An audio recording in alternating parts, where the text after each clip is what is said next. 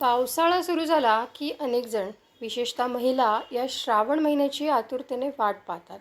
मराठी श्रावण महिना म्हटला की सर्व सणांचा राजा मानला जातो. श्रावण महिन्याचे महत्त्व आपल्याकडे अधिक आहे. आपल्याकडे निसर्ग आणि परंपरा या दोन्ही दृष्टीने श्रावण महिन्याचे महत्त्व आहे. आषाढी अमावस्येला दिव्याची आवाज केल्यानंतर सर्व व्रतवैकल्यांना सुरुवात करण्यात येते.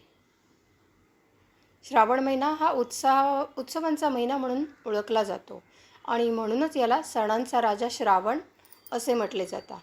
भगवान शंकराला हा महिना खूपच प्रिय आहे असा समज आपल्याकडे आहे आणि या महिन्यात करण्यात येणाऱ्या व्रतामुळे वातावरण पवित्र होते आणि आपल्याला पापांपासून मुक्तता मिळते असाही समज आहे. या काळात महादेवाची पूजा ही फलदायी ठरते.